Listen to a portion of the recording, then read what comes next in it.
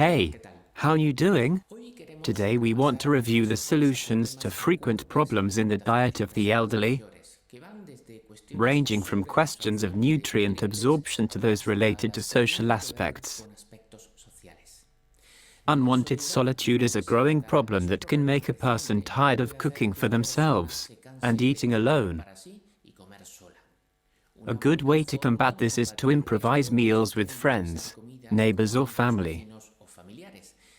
Everyone contributes something, which is stimulating to share recipes and to eat in a more varied way. He can even fix some more meals if there's anything left over from the meeting.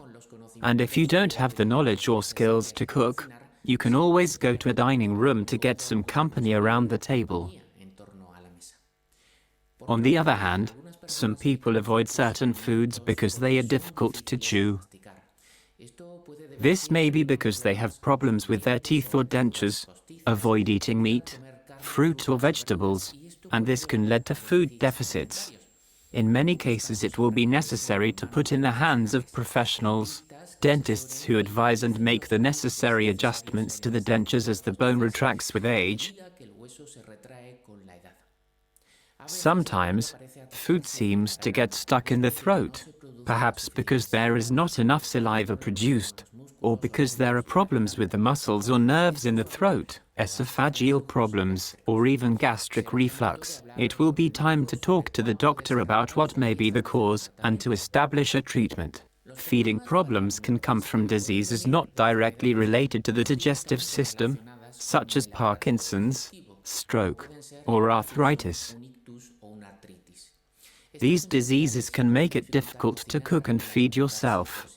In these cases, help can become essential. But depending on the degree of affectation, and at least for a time, it is possible to maintain autonomy by using splints and exercises aimed at strengthening muscles. And let's not forget specific technical aids, ranging from special dishes, light, easy to handle, to spoons capable of compensating for hand tremors. Another issue is that of the flavors of the food, to the point that many of us miss the flavors of the past. The most certain thing is that the quality of the raw materials has not diminished, nor is it the cook's fault, but rather that taste and smell have degraded over the years, due to dental problems, or even the effect of some medication. It is very important to continue enjoying your meals, so seasoning with fresh herbs, spices, vinegar or lemon juice makes a lot of sense, as well as not dispensing with salt altogether. Incidentally, reducing alcohol and tobacco consumption will also contribute to a better sense of taste. Moods influence many aspects, and of course, food as well.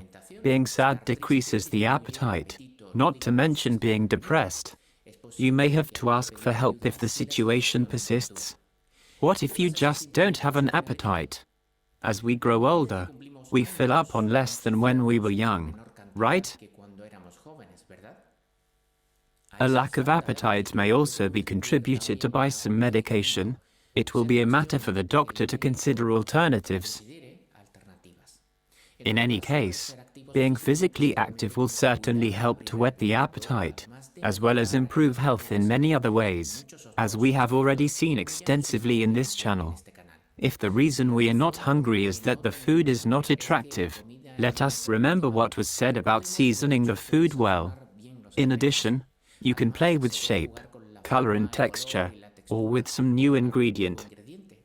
During the shopping you can engage in conversation and receive suggestions for preparation.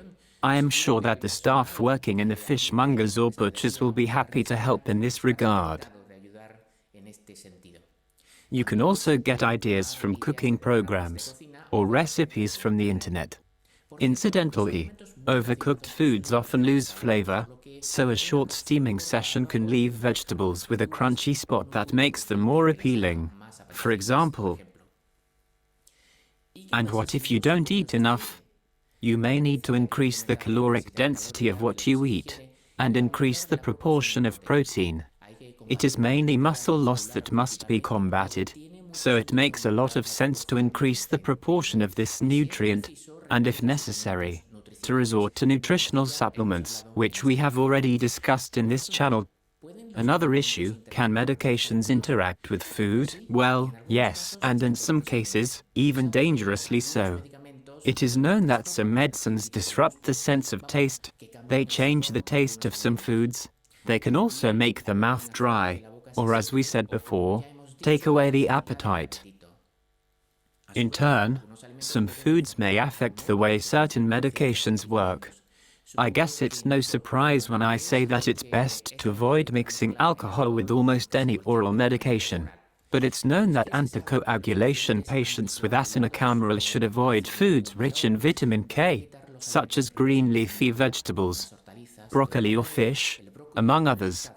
Proton pump inhibitors, to protect the stomach from medications harmful to it, are also known to decrease the absorption of vitamin B12 and magnesium, and increase the long-term risk of hip, wrist, and spinal fractures. Finally, as we can see, drug-food interactions are abundant and complex. So it is important to take good advice and be careful to limit iatrogeny. What if you're lactose intolerant? This may compromise the recommended intake of calcium and vitamin D. It is possible that the degree of intolerance is low, and dairy products may be consumed in small quantities, but sufficient to cover nutritional needs, without causing the stomach and intestinal discomfort that are typical of this condition. Even certain lactose-intolerant people can eat small amounts of milk with meals without major consequences. In any case, it's good to know that there are other non-dairy sources of calcium, that there are lactose-free milk and dairy products, calcium and vitamin D fortified foods, and of course, specific supplements.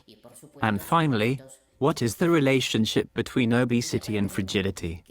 On the one hand, there are people who do not receive adequate nutrients, which compromises the health of their muscles and bones, making them fragile and unable to perform their daily activities.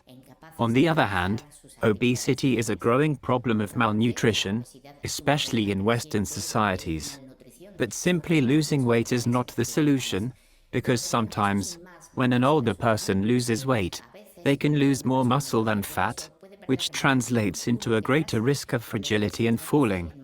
They can even lose bone tissue, which exposes them to fractures. The great ally to overcome these drawbacks is, of course, physical exercise. In general, being somewhat overweight can be seen as a backup in case you get a disease that limits the amount you can eat for a while. In these cases, it is usually enough not to gain any more weight. If overweight is charged, action must be taken on medical advice to reduce the risk of heart disease, especially, and so far, I hope I have been helpful. Thank you very much, and see you in the next video.